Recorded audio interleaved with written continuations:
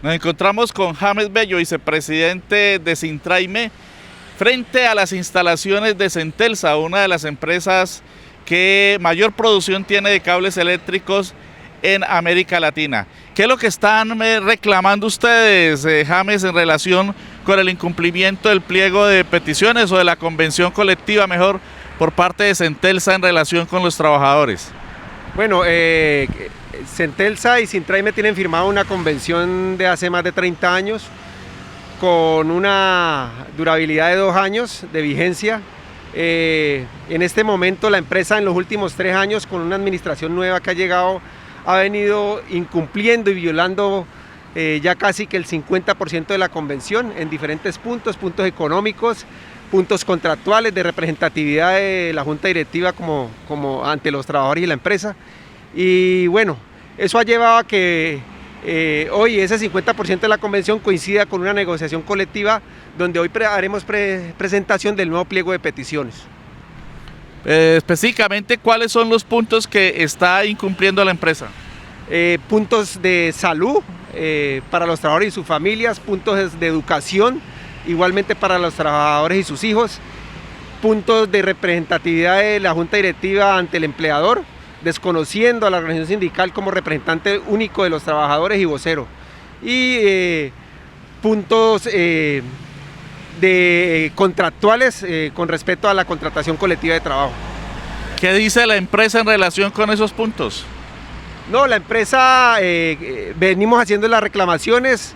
Nosotros somos un sindicato de diálogo, hemos tratado por todos los medios de que la empresa nos escuche y dé cumplimiento, como lo ha venido haciendo durante tantos años y que lo viene desconociendo en los últimos 3 años con esta nueva administración. La empresa lo que ha hecho es seguir antes aumentando las violaciones y eso es una muestra clara de que lo que quiere es que haya un conflicto al interior de esta empresa. ¿Qué puntos contempla, digamos, nuevos el pliego de peticiones que se va a presentar para la negociación? Bueno, nosotros nos vamos a salir del enfoque de un aumento del IPC, ya que eso no es un aumento real de salarios.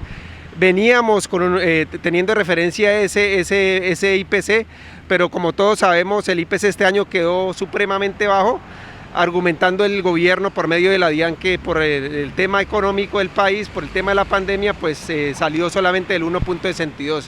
Creemos que eso no es un aumento real y los aumentos se deben de dar con referencia a la actualidad de la compañía. En el caso de Centelsa, es una empresa que la pandemia antes le trajo mucho más trabajo, muchas más ganancias, casi que se duplicaron, y eso se refleja en la productividad al interior de la empresa y en su maquila. ¿Ha recibido ayuda del gobierno esta empresa? Bueno, es una cosa muy casual y vamos a investigar eso a profundidad, porque la empresa ha venido siendo beneficiaria del subsidio a la nómina, que fue un beneficio que sacó el gobierno nacional en cabeza de Duque para darle el 40% de un salario mínimo por cada trabajador a las empresas que estuvieran en crisis, que no es el caso de Centelsa. Centelsa no está pasando por un momento de crisis, sino todo lo contrario. La pandemia lo que le trajo fue más trabajo, que inclusive llevó a que el año pasado, el año 2020, en medio de la pandemia, aumentara los precios de los cables. De otra parte, pues existe preocupación por la situación de muchos trabajadores migrantes en nuestro país. ¿Cómo analizan ustedes lo que acaba de ser aprobado por el régimen de Duque, de Iván Duque, en relación con la migración venezolana? Partiendo del hecho de que los capitalistas, los dueños del capital, sobreexplotan a los migrantes, se aprovechan de su condición para pagarles menores salarios y contratarlos o subcontratarlos en condiciones deplorables. Bueno, Luis, tú lo has dicho, es una situación muy delicada. Los trabajadores deben estar muy alertas con esta aprobación reciente que acaba de hacer el gobierno, porque esto no tiene un contraste de ayuda hacia nuestros hermanos venezolanos. Esto lo que tiene es un contraste electoral. Los están legalizando para que puedan votar en las próximas elecciones y que esos votos se sumen al gobierno de Uribe, y del candidato que ponga el conservatismo y el centro democrático. O sea que esto no es ninguna ayuda. Pero el empresario va a aprovechar esa supuesta legalización de venezolanos para contratarlos a menor costo y sobreexplotarlos con unos horarios laborales de 12 y 16 horas, como lo están haciendo muchos restaurantes, muchas panaderías, donde han sacado a los connacionales, a los colombianos de sus puestos de trabajo y han puesto a trabajar hermanos venezolanos, pero bajo esas condiciones de explotación.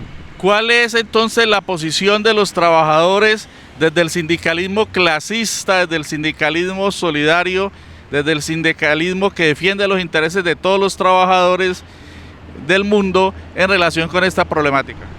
Bueno, nosotros no estamos en desacuerdo de que se esté tratando dándole una mano a nuestros hermanos venezolanos, pero sí rechazamos de que se esté utilizando esto para poder degradar el empleo interno y que los colombianos terminemos pagando los platos rotos de esta migración legalizada en Colombia, porque aparte de todo esto que hemos dicho, pues el gobierno también está recibiendo unas ayudas internacionales supuestamente para ayudar a los venezolanos que están de paso por Colombia, dineros que se están perdiendo en el camino, porque como todos vemos, los venezolanos están viviendo bajo los puentes, sobre las calles, aguantando hambre, pidiendo plata en los semáforos.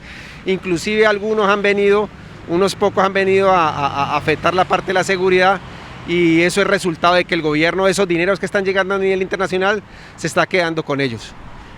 De otro lado, los pensionados están reclamando, y ya hay varios procesos en marcha de carácter legal, porque se les está descontando el 12% en materia de salud. ¿Cuál es la posición del sindicato? ¿Cuál es el análisis que ustedes hacen en relación con las demandas de los pensionados que no han tenido eco en el gobierno y en el régimen actual? Bueno, es más que justo que los pensionados, que son los que han hecho país, son los que han hecho industria y empresas en Colombia, y son los que han movido la economía, justamente se les cobre solamente el 4% y no el 12% que se pagaba cuando eran empleados o trabajadores de una empresa. Una persona que gane el salario mínimo y le descuenten más de 150.000 pesos de salud, pues eso no tiene razón de ser. Entonces creemos que la demanda es justa y que el gobierno solamente debe seguirle sosteniendo ese 4%, ese porcentaje del 4% sobre el salario a todo pensionado, y no el 12% como lo viene haciendo ahorita. Ustedes también tienen una reflexión muy importante en relación con lo que descuentan por administración a los trabajadores actuales, vigentes. Bueno, los trabajadores afiliados a Sintreme Jumbo fuimos los primeros hace más de 15 años en instaurar una demanda contra los fondos de pensiones con respecto a la comisión que cobran por administración de los dineros, ya que la comisión la cobran es sobre el total del salario y no sobre la cotización. Como todo, pues es una demanda contra el Estado, pero creemos que tenemos la razón y que ya es hora de que se genere un fallo a favor de los trabajadores y les hagan la devolución de un dinero que injustamente se les ha cobrado. ¿Cómo ha afectado la pandemia, que ya va para un año, los derechos de los trabajadores? Bueno, el gobierno y los empresarios se han puesto de acuerdo, digámoslo así, para aprovechar el tema de la pandemia y así afectar los derechos. Producto de eso son todas estas reformas que se vienen haciendo. El decreto que recién firmó Duque, que se puede cotizar por debajo del salario mínimo, es un atentado frontal contra el Código Sustantivo del Trabajo y contra la Constitución. Ese decreto debe ser reversado por la Corte, porque es un decreto inconstitucional y que viola los derechos laborales. ¿Qué jornadas se vienen hacia el futuro para enfrentar pues toda esta situación tan deplorable de crecimiento ostensible del desempleo? Se calcula que solamente en Cali hay por lo menos 350.000 personas desempleadas. El desempleo ha crecido y ha subido al 15,9% en todo el país. ¿Cuáles son las propuestas de los trabajadores en materia de jornadas para exigir el cumplimiento de toda la legislación que debe proteger no solo a los trabajadores, sino al pueblo en general? Bueno, Las empresas han aprovechado el tema de la pandemia precisamente para sacar trabajadores, y ahorita que de Duque firmó ese decreto, pues lo más probable es que van a empezar a contratar nuevamente, a ocupar esos puestos nuevamente con gente bajo esas condiciones. ¿Qué pedimos nosotros? Pues de que se siga respetando la estabilidad laboral, porque la legislación colombiana es demasiadamente flexible en cuanto a derechos. Creemos que ya los trabajadores prácticamente nos quitaron todo, pero que el empleador cada día quiere más. Y creemos que el retroceso que hemos tenido los trabajadores con luchas que se dieron hace muchos años en manos de la clase obrera, y que conquistaron algunos derechos que hoy se están quitando por medio de decretos, dan las condiciones suficientes para que los empleados tengan trabajadores con mano de obra barata y con una mínima garantía de derechos.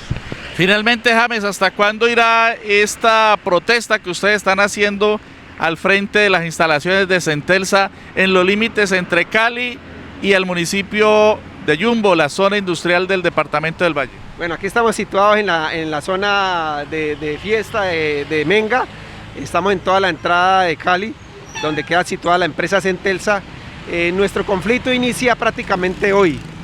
Hoy inicia con la presentación del pliego, y ya quedamos en manos de los tiempos de ley, de acuerdo al Código Sustantivo del Trabajo, donde esperamos el llamado de la empresa en los próximos 5 días, no tiene sino 5 días para hacerlo, y de ahí sentarnos a negociar durante 20 días, en que se llama la etapa de arreglo directo. Lo que se pueda dar ahí en esa negociación dará que haya un efecto o de una huelga, un tribunal de arbitramiento, o lo que los trabajadores decían en asamblea. Muchas gracias, James, por acompañarnos en Periodismo Libre. Gracias a usted, Luis Mena, por darnos esta oportunidad donde podemos expresar verdaderamente, y sabemos que esto no va a ser editado al amaño de una clase explotadora, y que dejen expresar lo que realmente sentimos los trabajadores que estamos en este momento pasando por situaciones como estas. Volveremos con una nueva entrevista aquí en Periodismo Libre.